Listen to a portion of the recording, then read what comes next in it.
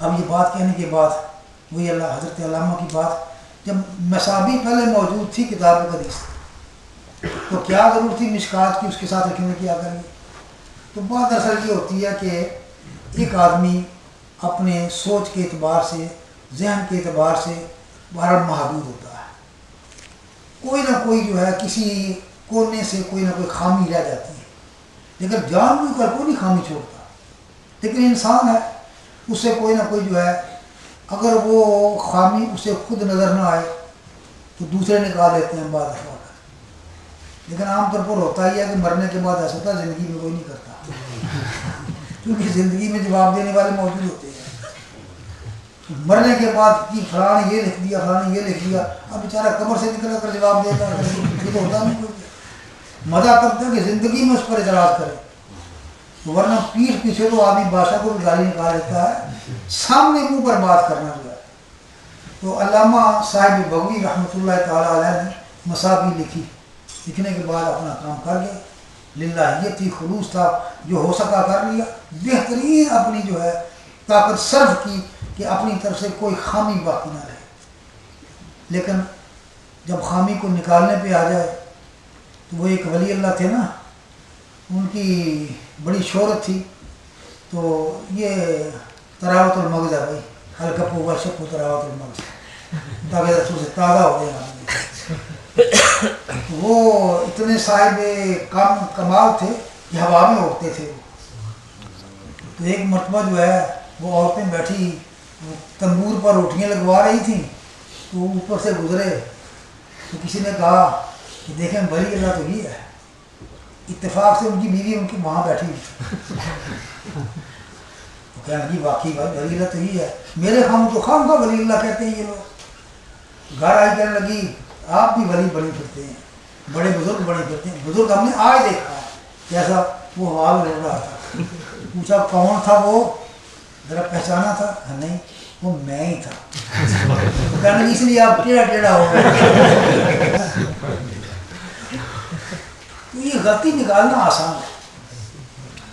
لیکن اب خود اگر ذمہ داری ڈالی جائے، جن لوگوں نے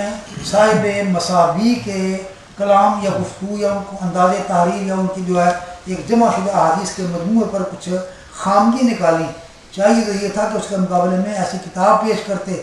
جس میں وہ خامیاں نہ ہوتی، بس نکال دیا اس کی خرابیوں کو۔ تو کچھ لوگ ایسے ہوتے ہیں کہ جن کا خیال صرف خامیوں کی طرف ہوتا ہے، اصلاح کی طرف نہیں ہوتا، تو وہ حضرات انبیاء کرام کو معاف نہیں کرتے، بلکہ اللہ پاک کی ذات جو ہے ہی بے نیاز ہے، خامی نکالنے ہو تو وہاں بھی جو ہے ٹانگیں اڑاتے ہیں، امکان کذب کے مسئلے کھڑے ہو جاتے ہیں وہاں بھی آتے ہیں۔ باہر فرماتے ہیں بات اصل یہ ہے کہ کچھ لوگوں نے صاحب مصابی جو ہے ان کی کتاب پر جو ہے کچھ باتیں کی اس قسم کی، آ کر یہ کہ جو باتیں اس چیز کے توجہ طلب تھیں کہ ان میں سے کچھ باتیں ایسی تھیں کہ جو سامنے ان میں کچھ کمی تھی جو پوری کرنی چاہیے، لیکن وہ دنیا سے چلے گئے۔ اب انہوں نے جب مصابی لکھی اور بھی کچھ کتابیں لکھی، ان کے اس نے گرامی کے ساتھ محیی سنہ لکھا ہے، سنت کو زندہ کرنے والے، یہ لقب اور یہ ایک اعلیٰ اعزاز جو ہے یہ صاحب بغوی رحمۃ اللہ تعالیٰ علیہ کو انہوں نے خود نہیں پسند کیا اپنے لیے. ہم تو آج اپنے لیے آپ خود لقب جو ہے وہ تلاش کرتے ہیں کہ ہمیں جو ہے سلطان الواعظین، مناظر اسلام، اور ہمیں جو ہے شیخ الاسلام والمسلمین کیا کہا ہے، نہ لکھے کوئی تقریر کرنے نہیں جاتے. تو گویا خود ہم اپنے لقب اپنے طور پر لوگوں کو دیتے ہیں کہ ہمیں یہ کہو، اور اگر وہ نہ کہیں ناراض ہوتے ہیں کریں. لیکن ان بزرگوں کا یہ طریقہ نہ تھا. ان حضرات کی خدمات اور ان حضرات کی للہیت کو دیکھ کر تو جو لقب ان کے مناسب حال تھا علماء کرام نے وہ القاب دیے. جب انہوں نے حدیث پاک کی کتاب لکھی تو سرکار دو عالم حضور خطیب مرتبہ صلی اللہ تعالیٰ علیہ وسلم کی جو ہے خواب میں زیارت ہوتی ہے. تو کام اس درجے کا کہ خود حضور تشریف لائے خواب میں اور فرمایا کہ تم نے جو ہے وہ میری سنت کو زندہ کیا،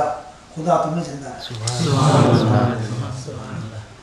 تو یہ عربی میں دعا دی تھی ایسی جس کے اندر جو ہے حیات زندگی کا مسئلہ تھا. تو محیی سننا، سنت کو زندہ کرنے والے، یہ ان کا اپنا لقب اختیار کیا وہ نہیں ہے، بلکہ یہ سرکار کی اس رات خواب کے اندر جو ہے وہ بشارت کے ساتھ جب یہ لوگوں کے سامنے آئی تو انہوں نے جو ہے اس لقب کو جو ہے یوں کتابوں میں درج فرما دیا، یہ سنت کے زندہ کرنے والے. اتنی بڑی شخصیت تو ان کی کتاب میں جو ہے نا وہ کچھ تکمیل کے لیے، بعض دفعہ ہوتا ہے کہ چیز تو مکمل ہوتی ہے لیکن اسے خوبصورت بنانے کے لیے، جیسے کہ آپ کہیں گے حضرت علامہ نے کوئی جبہ پہنا ہوا ہو تو جبہ پہننے سے جسم تو باہر اس کو پردہ تو ہو گیا، لیکن اس پر پھول اگر نکلا ہے اور خوبصورتی ہوگی. تو یعنی جسم کے سطر کرنے میں پھولوں کا تعلق نہیں ہے کوئی، لیکن خوبصورتی پر اس میں ہے. خذوا زینتکم عند کل مسجد. تو حضرت بغوی رحمۃ اللہ تعالیٰ علیہ نے اپنے طور پر بہترین کوشش کی تھی، تبھی تو جا کر جو ہے محیی سننا کا لقب ملا. لیکن کچھ پھول ایسے جو لگانے تھے تو ان کی ضرورت بھی تھی. تو فرمایا صاحب مشکاہ فرماتے ہیں کہ میری ڈیوٹی یہ تھی کہ جبہ بن گیا ہے پھول لگا دوں. سبحان اللہ. تو میں نے پھول لگا دیا اور مشکات نام رکھا بڑی مناسبت کے ساتھ. اللہ نور السماوات والارض مثل نورہ کمشکات فیہا مصباح المصباح کزجاجہ. تو اس آیت کریمہ کو مد نظر رکھ کر ایک طرف مصباح تھی اور اس کے ساتھ مشکات کا تعلق یوں جوڑا کہ مشکات المصابیح، تو انہوں نے نام رکھا تھا. تو فرماتے ہیں آ کر یہ کہ تمسک حضور کے ہدیے کے ساتھ لفظی ترجموں پر دیکھیں گے. فَإِنَّ التَّمَسُّكَ بِهَدِيِّهِ، بے شک تمسک آپ کے ہدیے کے ساتھ لا یستتب، وہ درست نہیں ہو سکتا، لگاتار قائم نہیں رہ سکتا، الا بالاکتفاء، مگر اس وقت جب آپ پیچھے پیچھے چلیں. کس کے پیچھے؟ لما صدر من مشکاتہ، جو چیز آپ کے سینہ مبارکہ سے صادر ہوئی. تو بعض مصنفین حضرات اپنی کتاب کے دیباچے میں، اپنی کتاب کے جو ہے مقدمے میں کچھ ایسے الفاظ لے آتے ہیں کہ جو الفاظ جو ہیں وہ ان کی کتاب کی وجہ تسمیہ بن جاتے ہیں اور ان کے جو ہے مقاصد اس کی طرف اشارہ کرتے ہیں. اور یہ خاص کر یہ بات اعلیٰ حضرت فاضل بریلوی علیہ الرحمہ کے رسائل کو آپ دیکھیں کہ اس کے مقدمے میں جو ہے وہ اتنی خوبصورتی سے وہ الفاظ لاتے ہیں. فتاوی رضویہ ہے، 17-18 جلدوں کے اندر ہے. اس کا مقدمہ آپ دیکھیں، وہ ایک بے نظیر مقدمہ ہے. جتنی بھی ہماری فقہ کی حنفی فقہ کی کتابیں ہیں ان میں شاید ہی کوئی کتاب ایسی ہو جو مقدمے کے اندر نہ آئی. اور صرف کتاب نہیں، اس کتاب کا جو معنی ہے وہ اس کے اندر معنی بڑا فٹ پڑتا ہے. اب یہ مشکات ہے، لفظ مشکات مصنف رحمۃ اللہ تعالیٰ سارے مشکات نے اسے یوں فٹ کیا کہ صادرہ من مشکات ہی، کہ حضور کے سینہ پاک کو جس کو قرآن نے مشکات کہا ہے، اس لفظ مشکات کو یہاں ذکر فرمایا اس انداز سے کہ اپنی کتاب کا نام بھی جو ہے پتہ چل گیا اور نام جس وجہ سے آیا وہ بھی پتہ چل گیا. والاعتصام بحبل اللہ، اور اللہ تعالیٰ کی رسی قرآن کریم کے ساتھ اعتصام، اسے مضبوطی سے پکڑنا. لا یتم، یہ مکمل نہیں ہو سکتا الا ببیان کشفی، مگر اس وقت جب اس کے بیان اور اس کی جو ہے اجمال کو کھول کر بیان نہ کر دیا جائے. اور کھول کر بیان کرنے والے کون ہیں؟ خود نبی کریم سرور کائنات علیہ السلام. اب یہ چیزیں بتا کر تو گویا آپ کو ذہنی طور پر تیار کر لیا ہے مسلم. جو کچھ میں آگے بیان کرنے والا ہوں کتاب کے اندر، یہ چیز جو ہے نا یہ قرآن کریم اور حضور علیہ السلام کی ارشادات عالیہ ہیں. اگر آپ چاہتے ہیں کہ ان سے جو ہے کوئی فائدہ حاصل کرے تو پھر اس کتاب کو پڑھیں. اور اگر صرف اس لیے کہ سند مل جائے اور آپ کی سند کے اندر اس کا ذکر آ جائے تو پھر رہنے دیں، جیسی نیت ویسی مراد.